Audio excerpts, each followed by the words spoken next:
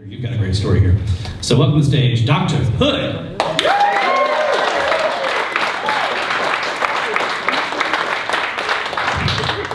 I was actually about to reach out for the clicker because I'm so used to being in control. So this is going to be different. It's going to be weird. I didn't practice. Great. Go. All right. So, as Pierce said, I am the Director of Civic Innovation in the Office of the President at UAB. It's a really cool job. I'm also a Professor of Entrepreneurship and Strategy in the Business School. Also a really good job.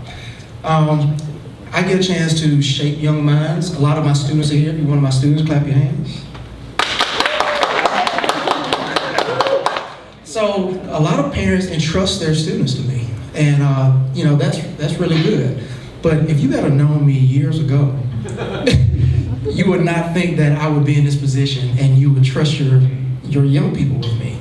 So this story is going to be a story about how I almost didn't become a professor. So yes, that's me, that young handsome gentleman in the middle, as a freshman in college. I may or may not have been drinking alcoholic beverages at the time. And as you can see by the looks on me and my friend's face, I think we were actually in a bathroom at a homecoming. And we were, you know those times where you're like, dude, I love you too. Like, it's the best time ever. Like, that was me. Anybody here relate to that? So I had a ball. This was the first time I'd ever been away from home. I was actually 17 years old when I graduated high school.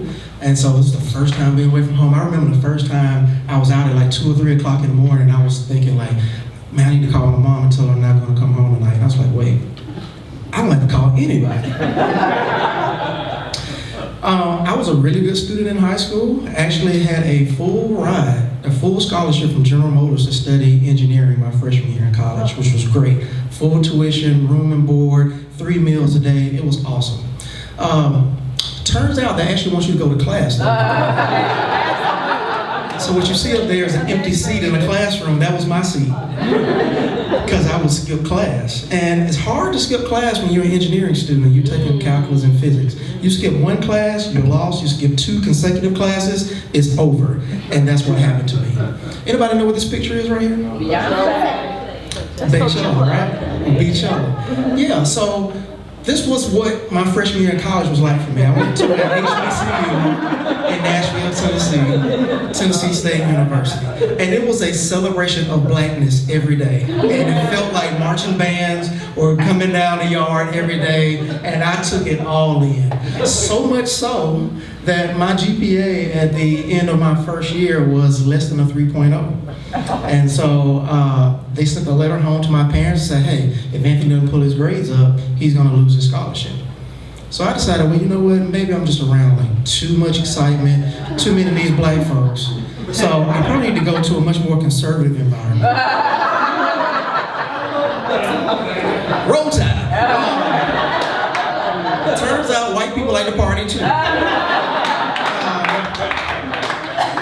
And as smart as I was, I did not take into consideration that Alabama was consistently ranked one of the top party schools in the nation. Number 2. So I was there in 1994. This is the 2020 ranking. So we are nothing but consistent. Without me, we wouldn't have made the top. Right. Thank you for your contribution, sir. Needless to say, I continue to hang out with my friends. I love playing cards. I didn't go to class. And after a year and a half at the University of Alabama, my GPA dropped down to a 1.9. I was put on academic probation. Anybody know what academic probation means? It essentially says that you have like 1 more semester to pull your grades up or you will be put out of school. I said, fine, you're not gonna put me out, I quit. And so I dropped out. Yeah, I did that. I dropped out for like 4 years. I came back to Birmingham, started working at Food World in Fairfield in the produce section. And I was like, well, you know what? This ain't too bad. Maybe I work my way up to be the produce manager, and then maybe one day the store manager. No shade to people who come up through the grocery retail rank shift that's figured it out. It's working pretty good for them. But that's what I thought my life was going to be. And I really had no intentions of going back to college. And so that's when I got introduced to entrepreneurship. I actually started a couple businesses. I had a gumball machine business. Then I started a special events company. Then my best friend talked me into doing commercial cleaning. So we started cleaning buildings and that kind of stuff. And then I started flipping houses. This was in the early 2000s. It wasn't until after I started my fourth business and out 4 years, I realized, you know what? Maybe business is my thing. And so I ended up enrolling at UAB, took a couple business classes, and it was like light bulbs went off for me. So some of the lessons learned that I had from that experience is, number one, I probably should have taken a gap year. I didn't know that was a thing until like a couple of years ago. I wish somebody had told me about these gap year things. Maybe I could have hooked up with Nomad Tax, and just traveled the world for a year. Because I was immature, I wasn't ready for college. I lost a full scholarship, which was very embarrassing. I didn't talk about it for years. But once I started talking about it, I realized there are a lot of other people that experience that. I have a lot of parents come to me now. It's like, look, little Johnny is screwing up. I need you to come and talk to him. And I have to let parents know, like, it'll be okay. Like, a lot of us, it takes us a while to figure it out. Actually, I ended up finishing my undergrad about 9 years after I graduated high school, because I was determined that I was not going to go to my 10-year high school reunion without my college degree.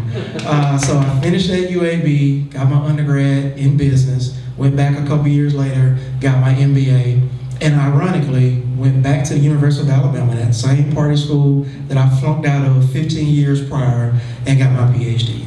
So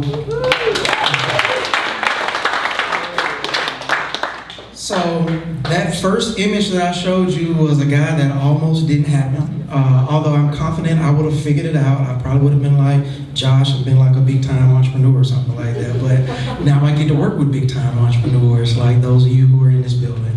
And so the last thing I'll leave you with is one of my philosophies is that, you know what, everything else might fall to crap around you, but as long as you have your family, that's what's most important. That is the worst case scenario, is that you lose, a degree, you lose a scholarship, but you still have your family. And so this right here was one of the most proudest moments for me. This was the day I graduated my PhD at the University of Alabama. So with that, looking up and roll tide.